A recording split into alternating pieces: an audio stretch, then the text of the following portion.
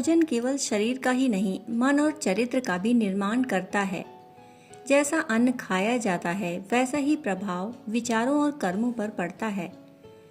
यह कहानी एक लालची सेठ की है जो धर्म और अधर्म के दोराहे पर खड़ा होकर सीखता है कि केवल बाहरी दान पुण्य से आत्मा शुद्ध नहीं होती जब तक कि उसकी जड़ें ईमानदारी में न हो। सेठ तारक प्रसाद शहर के मशहूर चावल व्यापारी थे, लेकिन उनकी ख्याति जितनी बाहर चमकती थी अंदर से उतनी ही काली थी। वे स्टेशन मास्टर से साठ गांठ कर रेलवे मालगाड़ी से चोरी हुए चावल आधी कीमत पर खरीदते थे। दोनों के बीच ये काला कारोबार बड़ी तेजी से चल रहा था।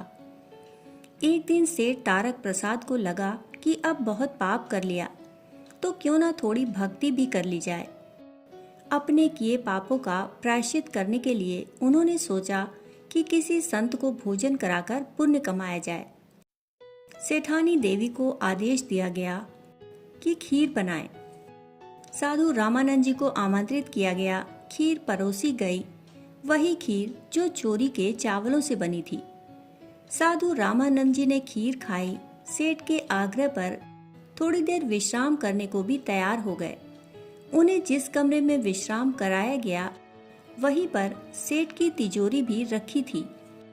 जैसे ही साधु रामानंद जी ने विश्राम किया, उनके मन में एक विचित्र विचार आया। ना चाहते हुए भी उनका हाथ तिजोरी की ओर बढ़ गया। तिजोरी की चाबी बाहर लगी थी। उन्होंने एक गड्डी रुपयों की निकाली और अपने झोले में रख ली। साधु रामानंद जी ने शाम को सेठ को आशीर्वाद दिया और चुपचाप निकल गए। अगली सुबह सेठ ने जब रुपयों की गिनती की तो एक गड्डी कम निकली। तुरंत नौकरों पर संदेह हुआ, पीटना धमकाना शुरू हो गया। पूरे घर का वातावरण डर और संदेह से भर गया। दोपहर होते होते साधु रामानंद जी फिर लौट आए। उन्होंने अपने झोले से वही रुपयों की गड्डी निकाली और सेठ को सौंपते हुए कहा, नौकरों को मत पीटो, यह मैं ले गया था। सेठ तारक प्रसाद घबरा गए और बोले, महाराज आप क्यों ऐसा करेंगे? यह जरूर किसी नौकर की हरकत रही होगी और आपको बीच में डाल दिया गया है। आप कितने दयालु हैं जो उनका दोष अपने ऊपर ले रहे हैं। अब साधु रामानंद जी का चेहरा कठोर हो उठा। उन्होंने गुस्से में कहा, यह दया नहीं सत्य है। सच बता, जो खीर तूने मुझे खिलाई उसके लिए सामग्री की व्यवस्था तूने कैसे की थी?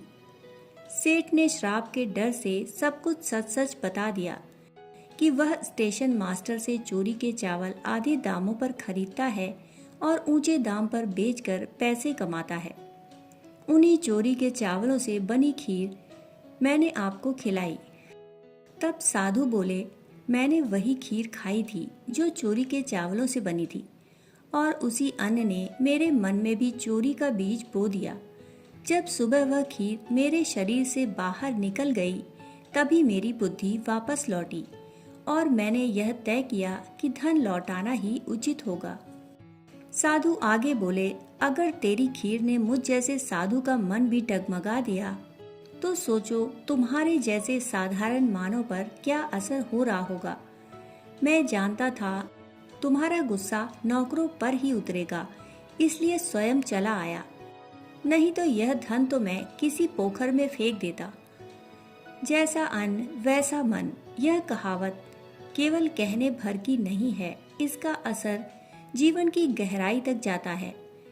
चोरी का अन्न चाहे खीर बनाकर परोसा जाए या प्रसाद बनाकर दिया जाए, उसका प्रभाव केवल शरीर पर नहीं मन और आत्मा पर भी पड़ता है। सेठ तारक प्रसाद को यह बात उस दिन समझ आई जब एक साधु ने न केवल चोरी का धन लौटाया बल्कि उन्हें भी आईना दिखाया। अब यह सेठ पर है कि वह अपने व्यापार को पवित्र बनाए या फिर उस अन्न से बने कर्मों का बोझ जीवन भर उठाता रहे। भोजन केवल भूख मिटाने का साधन नहीं बल्कि विचारों का बीज है। उसे जितनी पवित्रता से कमाया जाए उतना ही निर्मल उसका प्रभाव होता है। दोस्तों, कहानी सुनने के लिए आप सभी का बहुत बहुत आभार। फिर मिलते हैं ऐसी ही एक और नई कहानी के साथ। तब तक के लिए धन्यवाद।